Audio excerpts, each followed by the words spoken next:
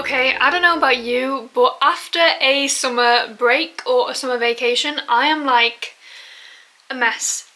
Like, I forgot what I'm doing for work, I forgot what I'm focusing on, I forgot what my goals are, blah blah blah. So, this video is us getting back on track together. Summer can be amazing and it can be so much, you know, socializing and doing things and just being out of routine. And if you're anything like me and you love a goddamn routine, then you will like this video because we're gonna get back to that healthy girl, healthy lifestyle, fun routine basically. So it's a Saturday afternoon right now and I have taken the day off. If you run your own business, you know, well, is that true? I've been spending the whole morning doing work, but I mean the day off to do whatever I want to do.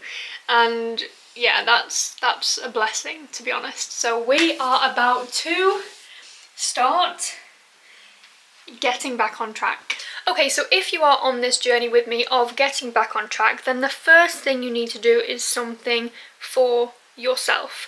If you are feeling behind in business, in career, in finances or whatever, the thing that you don't want to do is to jump straight back into that. If you go and jump straight back into business, into client work, into, yeah, these overwhelming things, then it's not going to work. You want to do some self-care and self-work first. Moving your body is a major key to getting back on track. Now, this doesn't mean you have to go to the gym and you have to lift weights and you have to go crazy, but just getting back into the routine of moving. Working out is a huge aspect of my routine. It's a huge aspect of my life. So for me to get back on track after summer, this meant easing myself back into the gym. And I did this by actually starting a new gym guide and going to the gym with one of my best friends. Both of these things help to motivate me to get back into the gym and get back feeling like I can move again, and remembering my why, remembering why I move and being grateful for my body for the fact that it can move. So I definitely recommend starting slow, just getting back into the gym and or back into whatever movement you do, just getting back into it slowly, maybe going with a friend, maybe making it a bit more fun, or starting something new like a new guide, for example, or a new program, a new workout, something like that, which makes it a bit more like something to look forward to. For example, lay out your gym clothes the night before, you know, make things a little bit easier. When we are getting back on track, we just want to make things easier and we want to start habit stacking again and building those healthy habits. Now, the footage that you are going to see is from a different day from when I was getting back on track, so it's a little bit random. Now I am back on track, but yes, you can watch that now. Okay, so we are going to the gym. I also have a big bag with me because we are going to do some food shopping as well. It's going to be meal prepping and getting good, healthy food in the apartment. That's the goal. And we're just going to get this over with. For me, food shopping is not fun, but it needs to be done. And yeah, I really want to get back on track with food again and get into a routine and not have to cook every single day. So I'm going to hopefully try and freeze some things and cook this evening. I think that's how I'll be spending my Saturday evening. I'll try and take you through my gym session depending on how busy the gym is. I get a bit nervous, and then we'll do our food shopping. Apologies that I didn't take you through my workout, but the gym was busy and if I brought my camera I would have just failed to record, I swear. But that was a very good session. I am sweaty. It was so hot in this gym. I don't understand why. This is water, by the way. But it was great. I did a full body session, which is part of this new program guide thing that I'm following, so I'm going to see how that is. I am trying it out now, but it officially starts on Monday, really. That's going to be like the start day because it's like a 6-week thing. Before I go to Bali, actually, because a huge kind of personal goal of mine is to feel my best when I am in Bali and feel my most confident in my body. Now, it doesn't mean that I have to change anything and I have to, I don't know, I'm like, it's confusing having that battle between like not being kind to yourself and being almost like toxically wanting to change yourself, but then also wanting to change yourself and wanting to improve your body and change your body in a good and healthy way. And that is what I feel like the approach I'm taking now is for the next 6 to 7 weeks. I'm just gonna work on my body, work on my health, work on my strength and my food in a healthy and sustainable, affordable way. That is the goal, just in order to feel my best, feel good, feel light, feel like I can move, and not be hopefully like worried about wearing a bikini and all of these different things, even though I know a lot of that comes from inside, but a lot of that can come from the outside as well. Anyway, I'm going to stop rambling. We are going to go food shopping now. I also made my list. I was doing a bit of that while I was cooling down in the gym and while I was on the bus, and I think I have everything. Literally, it's just a huge list on my phone. Let's go to Ika.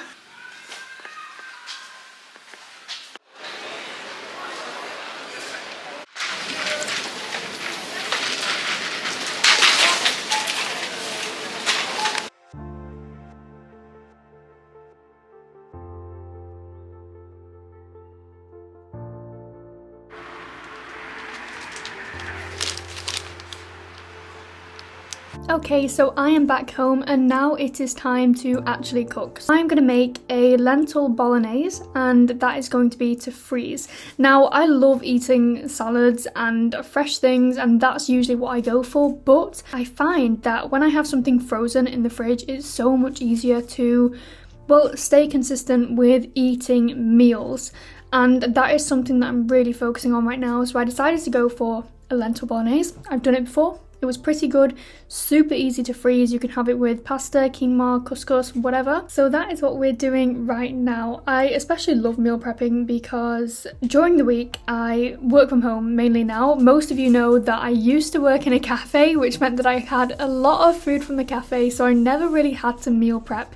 But now I do, as I'm trying to save a little bit, make life here in Stockholm affordable and healthy. So let's dive deep into some reset essentials. First of all, I have a life hack, and my life hack is to fill your own cup first. We always see this quote, fill your own cup first, but it is very, very true in terms of a productivity hack, a life hack, and in general being a better person hack, because when you fill your own cup first, when you put yourself first and do something that you love, that you enjoy, then you are going to show up so much better around other people. And that is what we want. We want to be the best version of ourselves when we are in the presence of others. So life hack, when you are resetting, do something for yourself before you go into work, before you go into friendships, before you go into relationships. Do something which makes you feel grounded, which makes you feel like you. Now, reset essentials, number one has to be habits. It's likely that you have forgotten your healthy habits and forgotten what you do on the daily, whether it's journaling, whether it's meditation. Maybe you have fallen out of routine with those things because you were on holiday. So now we want to start those habits again. I'm telling you, it's going to be hard in the beginning and you're going to feel like, I don't want to do this because it's boring or because you just forgot what you feel like after. But try and remember how much better you feel after you have done these habits and how bad you feel not doing them. Sometimes it's really key to focus on how you feel without doing those habits. So say one of your habits is meditation, for example, and currently you are feeling a little bit overwhelmed, maybe fatigued, or maybe just sad and not enthusiastic about life. When you meditate, you know that you are going to feel so good and you're going to feel clarity and you're going to feel so much more refreshed, okay? Focus on that feeling. Rather than just focusing on that feeling, you can also focus on the feeling that you will have if you do not meditate. If you consistently don't and never go back to it, you are going to keep being overwhelmed. You are going to keep having a lack of energy. You are going to have no patience. You are not going to be a nice person to be around. Also, focusing on that and reminding yourself of the person that you don't want to be can be a huge motivator in, again, starting those habits. The second thing is your morning and evening routines. It's really, really important to get these two to a place where they are serving you, because after all, we know our mornings create our days create our weeks create our months create our years, our years create our life, so we need to make sure that our mornings are for ourselves and our mornings make us feel the best we possibly can. But in order to get a good morning, we have to have a good evening and a good night's sleep. So really resetting your morning and evening routine. Something I did as we were entering into September is I created a new morning and evening routine for September. So for example, my evening routine is no screens after a certain time, no food after a certain time, just water. And going for an evening walk, for example. There's many things that I have incorporated now into my evening routine to make sure that I have the best evening and the best morning. So creating this morning and evening routine, what I actually did over there is I have it on a piece of paper. I have my September morning and evening routine on a piece of paper, then I just stick it on my wall just to remind myself of what that evening and morning routine is.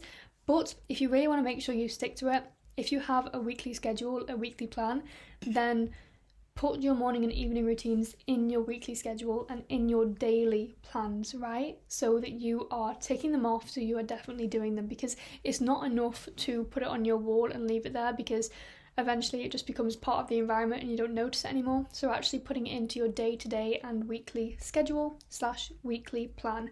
I actually do have a free weekly Notion template. If you do want that, I think it will be in the description below, so you can download that. It literally is what I live by. I absolutely love it. So yeah, if you want to download that, then definitely do that, and then put your morning and your evening routines into your weekly schedule. And the third thing has to be to feel inspired again and remind yourself of who and what inspires you, because when you are resetting, you are probably feeling a little bit lack of motivation, lack of inspiration, or you're feeling super motivated, but you're thinking, wait, where do I want to be again? What do I want to achieve? What do I actually want to do? So remember, what are those podcasts or who are those people that you listen to who really inspire you and really kind of motivate you to achieve and dream big? For example, this week I had to listen to some podcasts around LinkedIn. This is where I market myself and my business. And once I started listening to those podcasts and a woman who I'm really, really inspired by, it really got me into that state of mind of, oh yeah, I can really do this. I can really implement those things. I can really do this. I'm feeling super, super motivated. So making sure that you have those people who